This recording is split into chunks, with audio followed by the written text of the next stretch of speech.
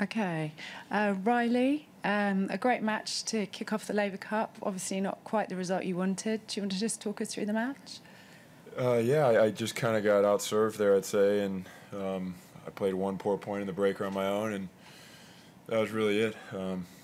Yeah, I thought I took care of everything I needed to take care of. The court's really tough for a server, that's for sure. But, you know, I thought the way I played would have done the job, or, you know, given me the 50-50 chance that I like against just about anyone, besides Carlos, of course. Okay, let's have some questions. Okay.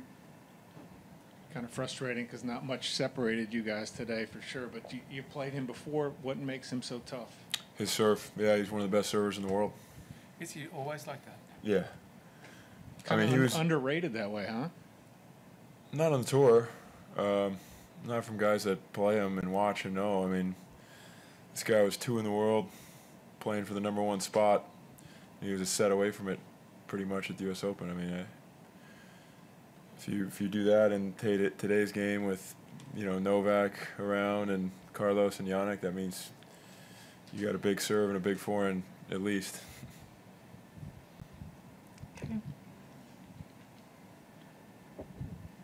Pat, I didn't have my headset on listening when there was a sort of moment where you were having what looked to be a fairly intense conversation with Andre. I was just curious, like, what you guys were talking about and what your impressions were as you were observing the match from your position at this point.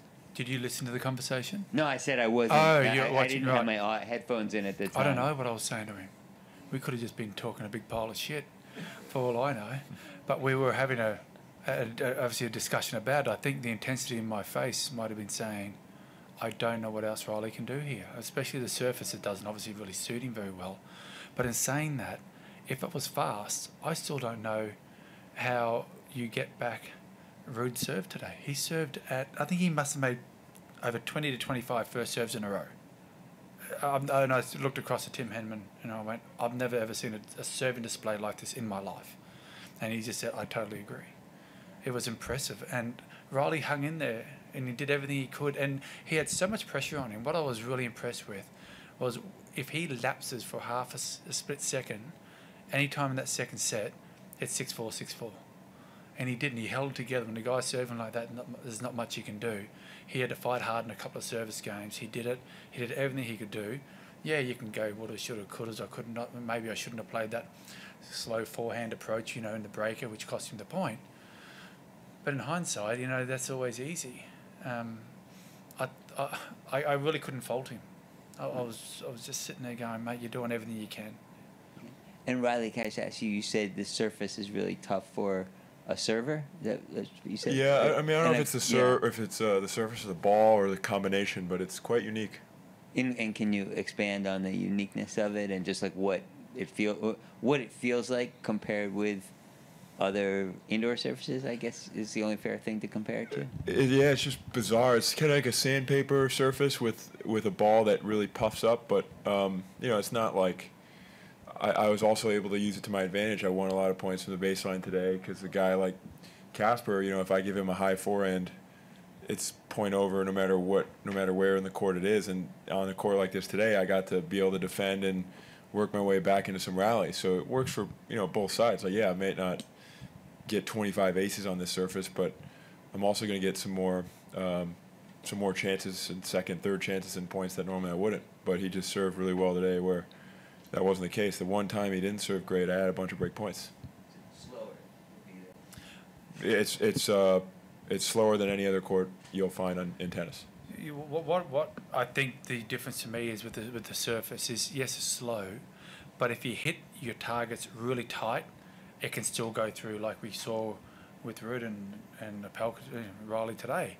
You know, you can do it, but if you miss by this far when you're used to that ball coming through really fast and really hard. It's still a very, very difficult serve to get back. It's stopping, it's checking. And you can't afford to miss your serve by even that far because it's going to the hitting zones of the guys. So, yeah, you sit there and go, well, why did Ruud serve so well and why did he get free games? He hit his spots like I've never seen. Yeah, he's a great server. I mean, he's really good. It wasn't much of an anomaly on his end. And I'm not so surprised. He served maybe better than 80%, which is I'm sure like above his average by a good bit, but he still was 2 in the world. I mean, give him some credit. I'm not surprised that he serves really well and has a really big forehand. I mean, he's had an insanely good career. This one is for Patrick. When fans think of Reilly, the first thing that comes to mind, of course, is his truly incredible serve. But could you talk about other aspects of his game, other aspects of him as a player, his movement for a big man, his backhand, that sort of thing? Yeah, well, what he can do is produce incredible amount of power from anywhere in the court, and he showed that again today. Big forehands, probably 1 or 2 meters behind the baseline, big backhands down the line, cross court he was hitting. And it's very uncertain for the other opposition to know how to play him, because you can't be safe from the baseline, but you want to be safe because you know you can't keep making those shots. He red lines it, but the thing is he does, and he's going to break you if you do not play really aggressively as well from the baseline. So there's a lot of uncertainty for the opposition, and obviously the movement's incredible. You don't be 7 foot tall and move like that. So to me, when I'm watching him play, they're some of the standouts that I see, and obviously his serve is what it is. It's a great serve, and he's got scope to even work on his game. Where I see little things where he can tighten. Maybe coming in a little bit more behind those big forehands. Sometimes you think he relies on hitting another big shot, but he can. That's his problem. He can hit it. Well, I'd like to come and see him put away a volley every now and then, and once he starts putting that more and more into his game. He did it a few times today and it worked well. There could be more times I think he can use that sort of aspect of his game to put more pressure on the other guys. But in saying that, I don't know what else he could have done today on that surface, which does not favour him one bit. So it was really impressive, and we're all really proud of him in the team. Okay. Reilly, if you don't mind a question not about the match, I hear from Fonseca that he considers you to be one of the most fun guys on the team, most pleasant to be around. I was wondering what you think about him, his personality, his game. What were your first impressions after being with him for a few days? I think he's super intelligent, and I think that was my first impression of him. He's got a very high IQ. Not only in tennis, just kind of in life. He really thinks before he speaks with everything. So every time he speaks, you want to hear what he has to say, because he really thinks his way through things really well, which, for a really young guy is really impressive. And I think he happens to be a unbelievable talent and have a great form. He just seems like I mean this as a compliment. He just seems like your regular kid that just happens to be really, really good at what he does. And I really enjoy spending time with him. We don't treat him like a rookie because he doesn't feel like a rookie at all. He's a great player and very mature for his age, and just a really, really cool kid. Okay. Thank you, Reilly. Thanks, Pat. Thanks.